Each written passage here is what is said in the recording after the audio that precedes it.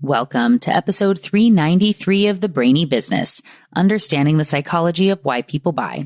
In today's episode, I'm excited to introduce you to Karin Hurt, co-author of Powerful Phrases for Dealing with Workplace Conflict. Ready?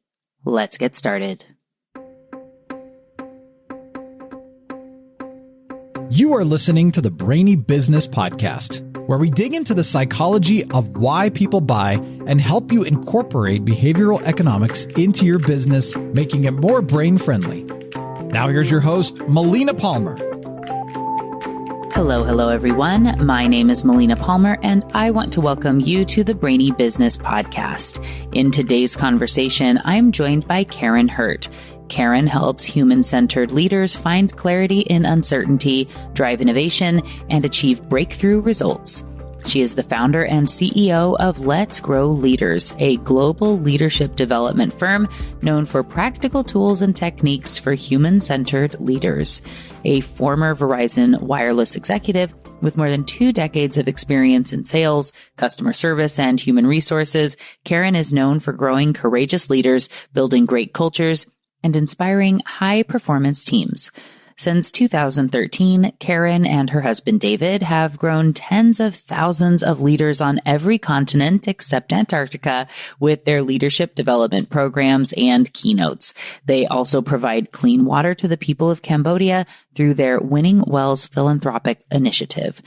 Karin is an award-winning author of 5 books, including Courageous Cultures and Powerful Phrases for Dealing with Workplace Conflict. We're going to touch on both of those today. She's also the host of the popular LinkedIn show, Asking for a Friend, and was recently named by Inc. magazine as a top 100 great leadership speaker. Really quickly, before we get into the conversation, I want to be sure you know there are links in the show notes for everything, including my top related past episodes and books, including Powerful Phrases, of course, and more. It's all within the app you're listening to and at thebrainybusiness.com/393. Now let's jump right in. Karin Hurt, welcome to the Brainy Business Podcast. Thank you so much for having me. Yes, so excited to be talking about your new book. And before we jump straight into that, would be great if you can share a little bit with everyone who doesn't yet know you about the work you do, your background, how we found ourselves here. Yeah, so thank you. So I run a company called Let's Grow Leaders. We are known for very practical tools and techniques for human-centered leaders. I run it with my husband, David Dye, and we have written a number of books. And so I know we're going to talk about powerful phrases for dealing with workplace conflict today. But also have some books out. We're actually getting ready to go on our Southeast Asia tour for Courageous Cultures, how to build teams of micro-innovators, problem solvers, and customer advocates. Before founding Let's Grow Leaders, I was at Verizon for 20 years. So everything that we talk about is based on extensive experience, things I learned the hard way, screwing things up, leading a 10,000 person customer service organization, a 2,200 person sales team. So if there is a mistake to be made, I have probably made it. Well, I appreciate that. You have plenty of examples in the book of experiences and having so many team members and such a, you say, the scope of so many conversations over so many years. What I love about this is it's easy to just sort of get lost in the rigmarole. Of course, tons of people have that, large teams like that, and they're not necessarily weaving in the expertise and finding the language of being able to reuse information. So I always find it really fascinating. I know we have a lot of people that listen to the show that either write books, aspire to write books, or thinking about creating frameworks, all of this. So I actually was fascinated by how you structured the book. So can you share, knowing we haven't gotten into the details of what's in there yet, but I feel like we'll kind of get there in this kind of roundabout way. How did you go about realizing, hey, I have this is like this, and this is like this, and this is how they go together? How do you even start working with frameworks and stuff like that? It's interesting because this has happened every single time we've written a book We have it structured one way. And then I wake up at 3:00 in the morning in a dark night of the soul and say, the whole thing we got to reorganize the whole thing. So that happened again this time as well. And it's funny because David was getting worried this time. He's like, you haven't had your dark night of the soul yet. So please do that soon. So we have time to restructure it. But, we really like to ground our books in the research. And, this one is grounded in the World Workplace Conflict and Collaboration Survey, which was, 5,000 participants in 46 countries. And so we started there, and that part didn't change because I really believe that no matter what you're doing, you've got your own frameworks and opinions, but it's really helpful to ground it in research. And I know you are very big on that. So that's the starting point. So as we were thinking about structuring the book, we began with the research and really wanted to ground it in on why is workplace conflict happening and why is it so much harder now? And so we really do begin with the why. And then from there, really wanted to make it easy for people to have a framework to deal with any conflict situation that they could possibly encounter. And so that's when we start and talk about the 4 C's of effective workplace conflict. Because not all conflict is bad. Actually, you need that healthy tension. And we wanted to give people the courage and hope to lean into this right away, right off the start. So we talk about the 4 C's, and then we give people 12 GOATs, greatest of all time, powerful phrases, so that they can deal with any conflict that they're experiencing. So our hope is that even if you don't want to read the entire book, if you can read that first section, we want to leave you with the confidence to master any conflict that you're dealing with well. And then from there, we really wanted to make it easy with the table of contents. If anybody was in an ACE, an acute conflict emergency, that they could go to the table of contents and say, right now, I am dealing with a boss who is a screamer of F-bombs. What do I do? Or somebody just stole my credit for my work. What do I do? So you can certainly read it all the way through, but we really wanted to make it easy and practical for people to be able to implement right away. Yeah. And I was so impressed by the short chapters as you're going into, like you said, those sections on the ACE, right? Where you really need help really quickly, some examples, something you can just get the little bite that's enough to go feel like you're ready to go. You can get a bit of a script, right? And see some of what not to do and what you should do. I love that it includes still some reflection, right? Where it's saying like, is your boss actually a micromanager, or are you not quite meeting expectations? Like take a moment, look around. Is this an everyone problem or a you problem? Right. Before you go start a fire that you don't want to start, right? You want to think about the way to ask these questions and have that conversation in a way that's supportive is really, really helpful, right? But still those chapters are, like 4 pages or something. I mean, you breeze through them and they've got a nice summary and they give you sample language. They tell you a little bit about this is probably what you're experiencing. This is what you should think about. Here's a phrase for this, for this, for this, for this, for this. Good luck, right? You got this. And as someone who clearly I always joke like brevity and I are not the best of friends, especially when I'm talking on the show, when I'm thinking on stuff for books. I want to say all the things in all of the places. So I'm always very impressed when people have really true short chapters. Oh, well, thank you. It's interesting. The other thing that we really were very intentional about when writing the book. So if you've got people who are writing books to think about, is including other people's expert insights. And so that in every chapter, pretty much every chapter, we ask someone else who we know is really a smart thinker about that particular topic. And it's interesting now as I'm, going through and getting ready to do promotion for the book. And I'm really grateful for those experts, right? They said wise things. And so I think it's nice to have some different points of view. Yeah, definitely. And I like the way you have them as the call out boxes in the sort of case study examples that come in there where it's, someone saying, when I was a young manager, this thing happened and then I learned this, where you can have the little blip of storytelling from another perspective that helps to showcase that, like, you will get through this. People have been here before. It's okay. Even like the thing that feels like is insurmountable, there's light out there, right? You'll be able to, you too, this too shall pass, sort of a space with that. It's so funny that you say that because, when we started writing, we always start with, what do we want someone to think, feel, or do after reading this book? And that is the number one thing. I'm like, I want them to have hope that they actually can do this.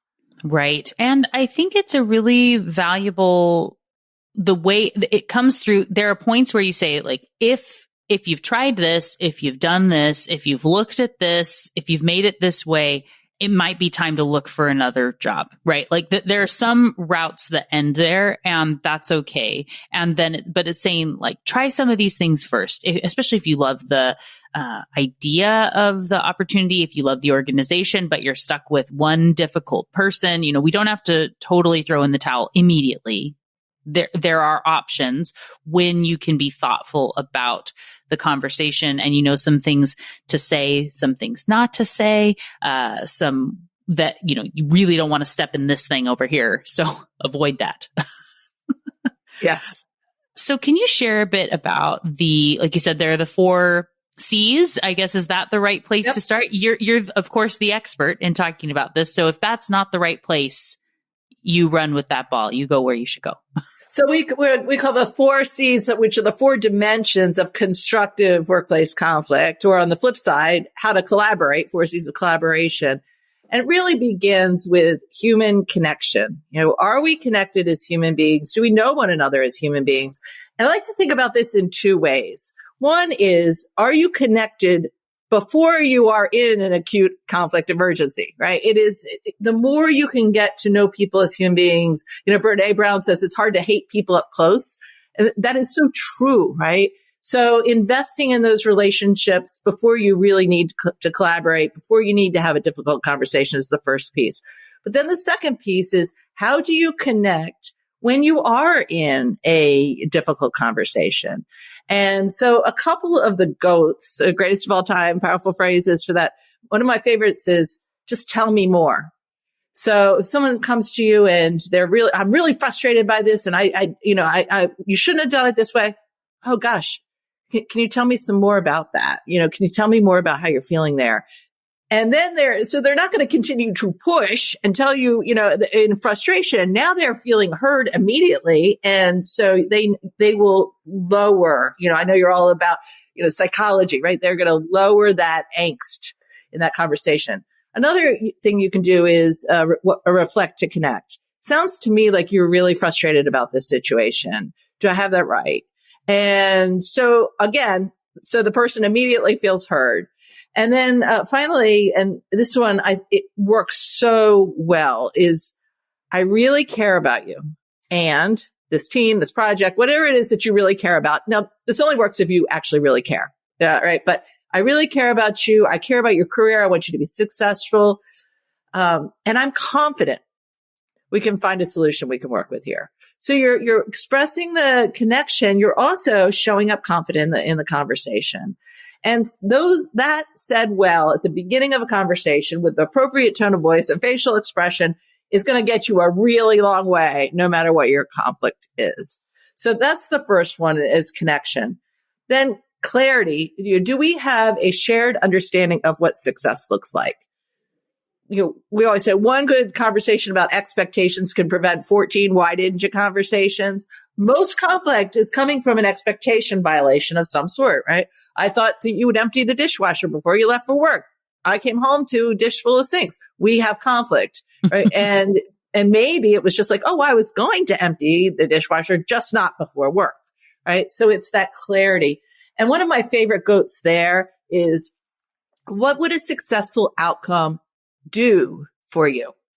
So it goes one step beyond, do we have a shared understanding of success? Now you're getting into that psychology of what are the real motivations? Why is this person caring so much about this? And, another one is let's start with what we agree on. Because in most conflict, you can go around and around and around because you're talking about all the things. But if you can establish up front that actually you agree on a lot of things, then you can streamline the conversation to talk about the elements that are really a challenge. So you've got connection, clarity. The next one is curiosity. And are you genuinely interested in other people's perspectives? Right. And, this is, if you can show up, it's hard to be furious and curious at the same time. So if you can get yourself into a place of genuine curiosity, I'm curious what this looks like from your perspective, is a goat there. What do you suggest we do next? What can I do to support you right now? These are all ways of showing up genuinely curious in the conversation. And then the final element is commitment. And this is another area we see people struggle with because they muster the courage to have the conversation. They have the conversation, but then they don't agree on next steps, or they don't schedule time to follow up to see if it's actually going to happen. And now you are in a Groundhog Day of conflict, and you've got to now muster the courage again to have the conversation if it didn't go well. But if you can schedule a time and say, okay, so it sounds to me like we've got a great solution here. Why don't we check in and pick the appropriate time in 3 weeks and see how it's going? Let's put that on the calendar right now, just 10-minute check-in. Now, you don't have to muster the courage again to say, it's not working. You're already having it. Plus, you're both looking at this commitment you've got on your calendar. So you're paying attention to doing what you said you're going to do. So those are the 4 dimensions of constructive conflict. Right. And it's not just to say, well, I'm really good at being curious. And so I've picked my avenue of powerful phrases. I will always go with curious, and I don't need to worry about the other 3. Absolutely. These work in combination, right? And you always need the human connection. And so it is, and that's why we have such a menu, because we're not going to be able to give you a powerful phrase for every conflict that you ever have. But if you can say, all right, am I showing up connected? Am I curious? Am I creating clarity? Do we have a shared understanding of success? And am I moving this conversation towards commitment? If you can just remember that framework, you're good. Right, right. And I think this very much ties in with, I'm assuming, with the first book, looking more at culture. And like you said, it's about if you've never really had any sort of thoughtful conversation with someone, having the first time you have to sit down with them and saying, okay, I'm paying attention to you now, and it's for a bad reason, is hard, right? It's a lot more difficult than if you already have the established relationship, if you have that psychological safety, if you're able to just sort of know that you both have each other's best interests really at heart. So if something does feel a little bit awkward, it's not going to be, the end of days. And this is kind of your first encounter with this person. So how do you recommend, as far as for people that are listening and let's say they're not quite in that ace moment, but they want to start laying some groundwork to where they can be ready, or trying to reduce conflicts before they even come up, right? What are some of the suggestions they can use, the insights? You have the powerful phrases, so you're ready when you need them. You can be on the lookout for those.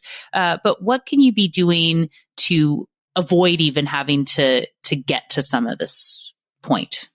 Yeah. So of course, first start with genuine human connection and building those relationships and investing time, particularly if you're working in a remote environment. It's easy just to keep your head down and not really learn about the human aspect of people.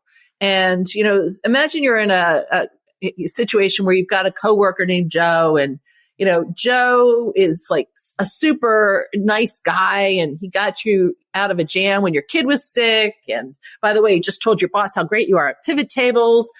And then he does something that really ticks you off. Like, it appears that he has stolen credit for your work. You're going to show up more curious. If you're like, Joe is a nice guy. I already know Joe. I think Joe has my best interest at heart. This must be, an accident of some sort. But if it's somebody that you have zero relationship with, you've never really talked to them, and then you're like, who the F is this guy? Right? So that's the first thing. The second is, I would just say it's all about clarity. It is, are we really clear about expectations? Are we clear about norms? And that's some of the conflict that we're seeing in this new uncertain world where everything is changing, right? We have now conflict about, should we be using AI, or is that unethical? Is that we are having conflict about, should we turn our cameras on or off when we're doing our one-on-one meetings? And all of this can be resolved if we have clear expectations. This is how we're going to use AI. This is the times we're going to have the cameras on. When we say office occasional, no, we don't mean you can work from a petting zoo. That's off limits, right? And so it's those, I would really say, have I been clear about what success looks like for my team? And you don't even need to be the manager. A lot of what we talk about in the book is if you don't have the clarity that you need, how do you ask for it instead of getting frustrated and trying to guess, right? And then you've got rework and all those other frustrations. Right.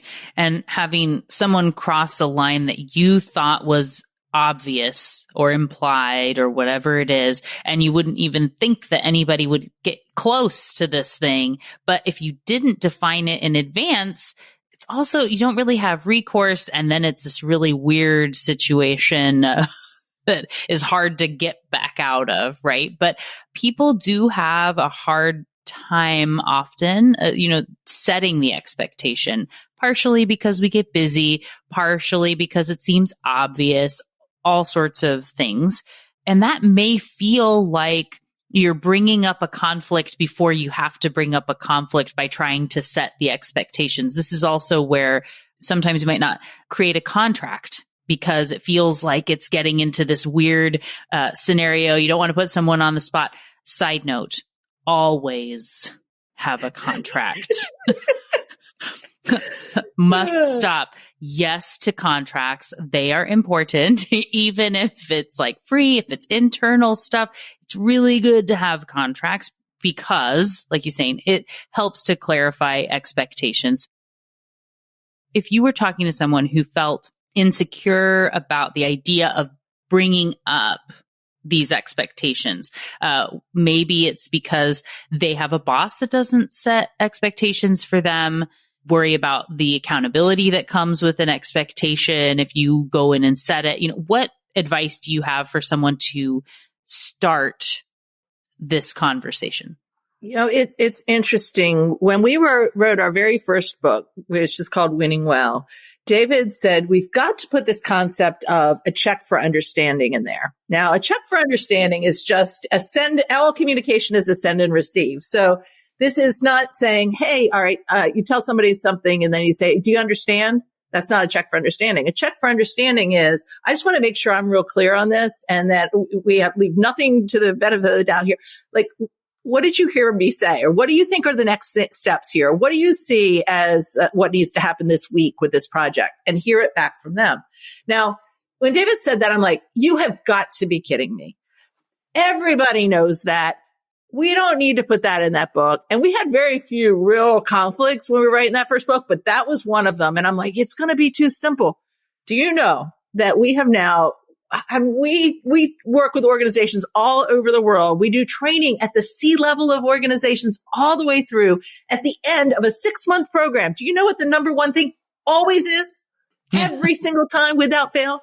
What did you really take away from this program?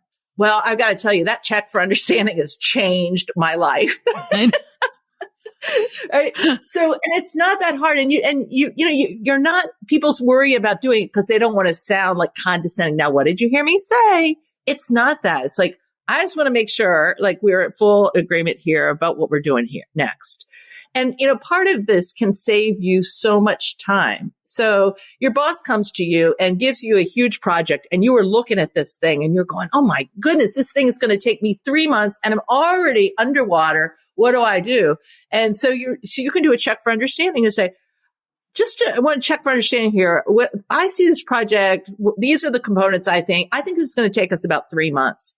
Now, it's possible that your manager is going to go, 3 months. No. I don't need fancy schmancy with this. I just need you to do like a quick hour and tell me, is this a market we should pursue? Right? Oh, good thing you did a check for understanding instead of stayed late and worked all that extra time. And, it works really good with your kids too, right? Because, when people do this clumsily, they're just saying, do you understand? Everybody good? Do you have it? And when you ask, is everybody good? And your team all looks at you and they're totally silent, it's easy to assume that silence means they got it, but they could be walking away doing 7 different things. Mm-hmm. Yes. This is my perfect point to be able to say one of my personal mission is to remove the phrase, does that make sense? From all communication. I cannot stand that. And it's a thing that I know what's hard about it is, so it's really common. People say it all the time. And some of those like habitual questions that feel like you're checking in can be rubbing people the wrong way. And you don't realize how it may put people on the spot. You don't want to say like, no, it doesn't make sense. I'm stupid, right? Like that's the way that you feel on the other side. And that is definitely not the way people mean it when they say it. I've always recommended, and the way I've reframed this, because again, natural turn of phrase, we do it all the time, is to instead say, did I explain that well? Right. And like you've said here in let's have a check for understanding. Can you share back to me what you think or like what you interpreted or like if I explain that well, right? To be able to say, I want to make sure that I'm not missing something, but make it about me. And then it's able for someone to say, well, actually, I didn't quite get this. Can you go get some more depth on it? Versus it being something inherently in them. Does that make sense? Do you understand in this? Yeah. We also teach a emotional check for understanding, mm-hmm. which I actually learned from a boss named Ray Davidson when I was about 27 years old. And he said, Karin, when you end, I was very gung ho. I know you find that hard to believe, but I would end meetings like, oh my gosh, thank you so much, everybody. You did such a fantastic job today. Let's go do this. And he said, Karin, when you end a meeting like that, you make it impossible for someone to raise a concern. You're too gung-ho. You're intimidating. He said, what instead, and I think he was also trying to teach me executive presence, but he said, what if you ended your meetings like this? Thank you all so much. A very productive meeting today. I really appreciate it. Before we close, let me just ask, how are you feeling? When we did that, how are you feeling? Well, actually, I'm feeling a little concerned, right? I've got this issue. I don't know if we can handle it. How is this prioritized with everything else? So just pausing from time to time and asking people how they're feeling. We do that in our training programs too. You're in a day-long session. It's 3:00. Asking genuinely, how are you feeling? Like, is it too much? Do we need to take a break? Do we need to slow down? Do we need to revisit something? It's always good just to take a little pause. Mm-hmm. And asking the question, and like you said, with enough of a pause that people can then respond, and knowing how you ask the question. I often laugh. I had at a previous job, the CEO was one that tended to be someone that would say, how does that sound to everybody? Good? Okay. Right. And would just like kind of jump in. And so someone had told him that he needed to pause, take 10 seconds. And it feels like a long time for you, but you got to take 10 seconds.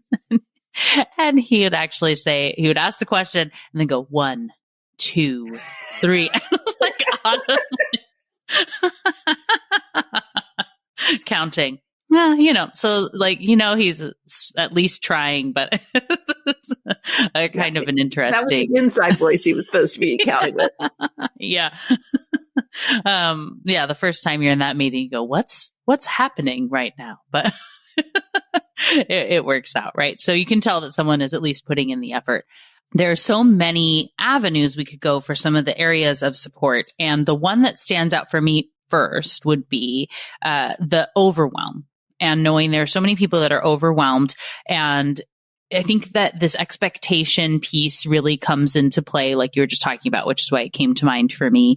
But in my book, What Your Employees Need and Can't Tell You, I talk about this there's a whole chapter that's the 3 weeks, we'll do it in 2, right? This idea that you're going to way over commit and feeling like, sometimes genuinely the person asking what you need or like, can you do this? And like, you're thinking it's 3 months and you say, oh yeah, we can do it in less or whatever. You're trying to really stretch. And maybe you say, oh, I guess it'll take us 2 weeks. And they go, whoa, I thought it was going to be at least 6, but great. I'll tell Bob we can make the budget meeting next week or whatever. Now you go, oh no, we've overcommitted the team, right? So what are some of the thoughts? I just really like the chapter on overwhelm. So however you want to take that. Yeah. So it was interesting. My favorite powerful phrase from this section also came from a boss that I had back in my Verizon days. When I had moved into I was leading a bunch of large call centers, and she took me aside on my very first day and handed me a scorecard of 27 items. And she said, okay, so I want to know which of these you're going to fail at. It's my first day, right? Maureen, I am not going to fail at any of these. And she just looked at me totally seriously. She says, Karin, not all of these metrics matter the same. If you're going to drop a ball, I want to know that you and I are absolutely aligned on which of these you can drop. And so the powerful phrase that I've taken from that is, if I had to drop a ball, I am feeling like this is a lot. If I had to drop a ball, not saying I'm going to, but if something were to not get done as well as the others, what would that be? Right. And I think if you say that, with a real, like, I'm committed to doing a good job and I'm concerned that I might not be able to get it all done. Can you help me prioritize here? Right. What you're really getting to is what we call MIT, most important thing. What really is the most important thing that you're working on? And you have a shared vision of success. The other, another is, can you ask for help? And that is a lot of times, and I even see this on our own team. We write books about this stuff, and we have people on our team who they'll work so hard on something before they'll raise their hand and say, I don't understand, or I could use some help, or this isn't realistic. So being willing to just advocate for what you need, and to get the courage for that, because you're like, I don't want to look like I'm inadequate. You are committed to doing a good job, right? Running around, being overwhelmed and feeling scattered is not going to make you do your very best job. So coming to a place of no matter who you're asking for help, whether it's a coworker, whether it's your manager, whether it's somebody in another department, I'm really committed to getting this done right. And I got to tell you, I need some help. Everybody would rather hear that than for you to screw it up. Right. Yes. Yeah. One of the things that I used to tell my team was there's a moment like when you feel in the pit of your stomach that you might not hit the deadline, something might go wrong. You have that moment. That's the time to come talk to me whenever that happens. Trying to work through it, mask it, spin around on things. By the time you've missed the deadline, it's really hard to help. Whereas if we're a week or 2 weeks out, there are options, that we can go. And so if someone doesn't have a manager that's telling them that, and they're feeling like they have to be taking it all on, and they are working late and they're working through the weekends and they're doing all this, and they feel like it must be known that they're dealing with this, their manager has to know what sort of nightmare they're dealing with. Is that always the case, or should they bring it up? They should bring it up. I will tell you, a lot of what we'll do is in our work with organizations, we'll be doing executive coaching with the senior team, and then we'll be doing training with the managers below that. And I cannot tell you how often I'll hear a manager like, God, I worked all weekend and I am just exhausted. And I'm like, do you think John knows that? And they're like, and I'm like, either you can ask John or I'm going to ask John, but do you have your permission to ask John how much? And he's like, and John says, Karin, by no stretch of the imagination do I want this person working on Sunday. Like, it's not that important. We can figure this out. Right. And so I think a lot of times, we work harder than we need to because we're just not elevating the conversation. Mm-hmm. And so if someone doesn't have you, they need to go have this conversation with their boss. What's a phrase, what's a way to start that conversation? Yeah, I would start with the I really care about, like, I'm really committed to doing a great job with this. And I got to tell you, I'm feeling overwhelmed. I'm going to give you some examples. This weekend, I worked all day Saturday, all day Sunday. What do you think we can do to make this more manageable? Right. And I mean, there are times in everybody's career where you're going to have a crazy, run of things, but most managers do not have an expectation that that's going to be all the time. And I think inviting them and say, what do you think we could do? What ideas do you have? You're going to have a receptive manager. I mean, most managers are not psychopaths. They really do want, A, care about you, and 2, care about the work. Right. Yeah. In general, they want to support you, as you found here. And asking about, there may be something that was a priority 3 months ago that you still have at the forefront of something you think matters, and they forgot to tell you that project got nixed or postponed or whatnot. And so if you aren't continually asking about and setting priorities, and you're not letting them know that you're still working on a thing that they forgot that they thought they told you, or maybe, it got lost in an email somewhere that got dropped, resetting those expectations, having the conversation is really important. I think along those lines, with something like workplace conflict, it can feel like it only applies to like you say, the screaming manager with the F-bombs or whatever else. But how do you define and think about conflict? How do you think people should be thinking about workplace conflict in a way that helps to consider the scope of the value from the book? Conflict is inevitable if you've got people who are working together who care about what they're doing. And all conflict is not bad. Conflict means you have a different point of view. And so, David is my husband and my co-author. We are in conflict all day long. And it's good conflict, right? So it's the kind of conflict of, I see a brand new opportunity for us to go after that is a really strategic, possible game changer.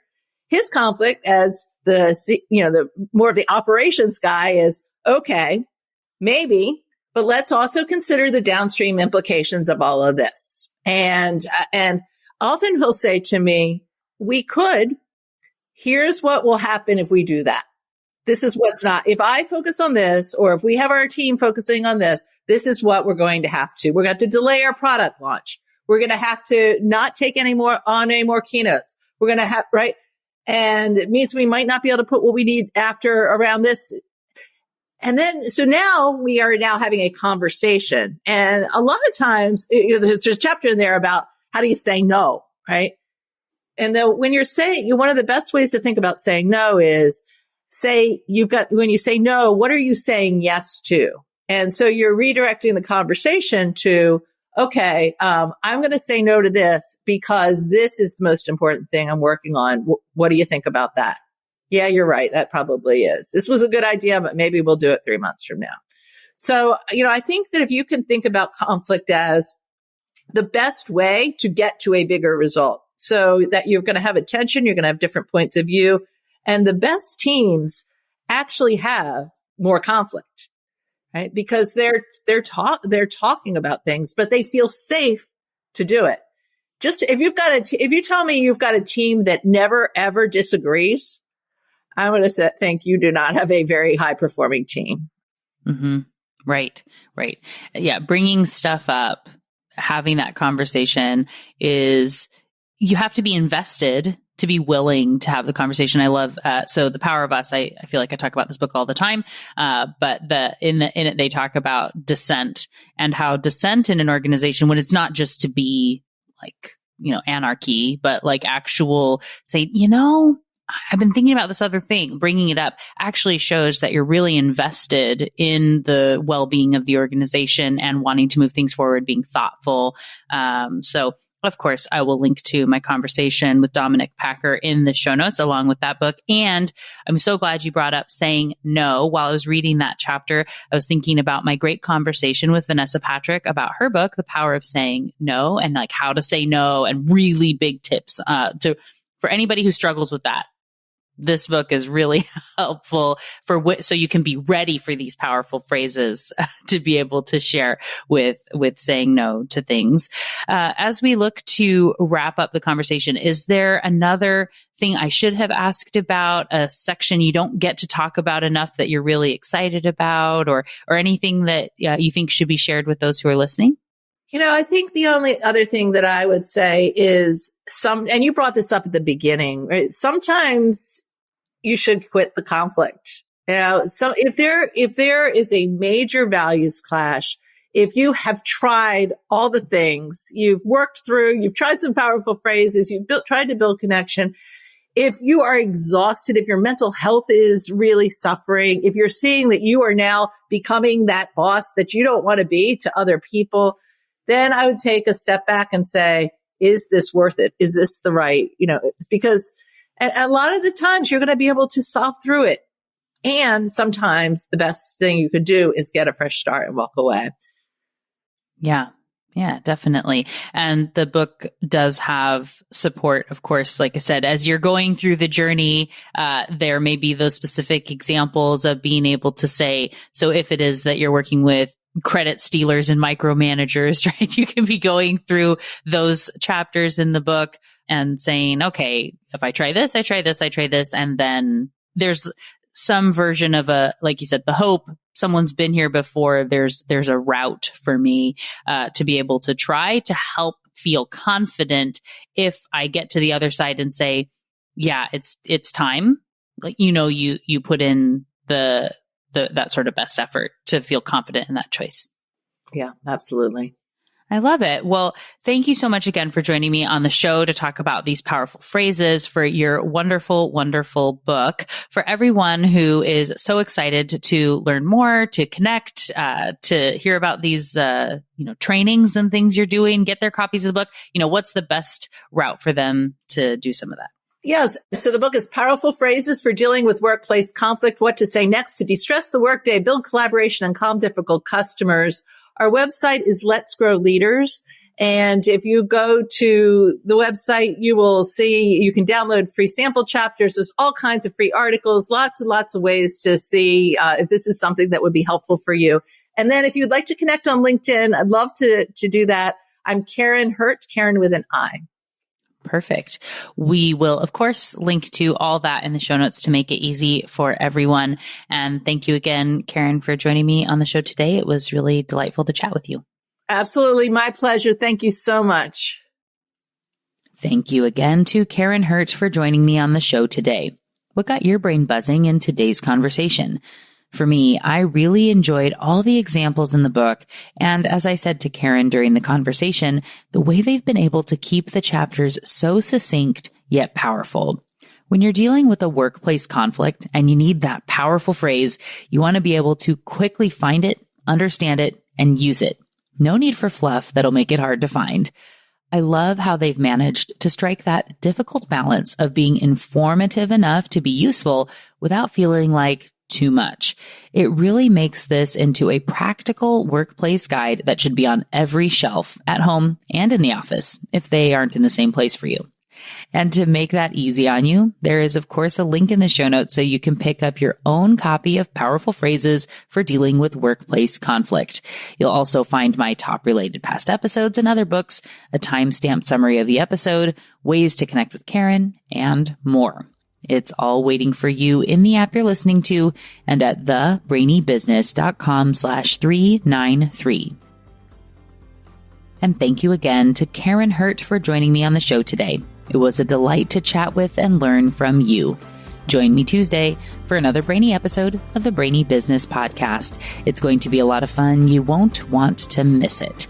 Until then, thanks again for listening and learning with me. And remember to be thoughtful. Thank you for listening to the Brainy Business Podcast. Melina offers virtual strategy sessions, workshops, and other services to help businesses be more brain-friendly. For more free resources, visit thebrainybusiness.com.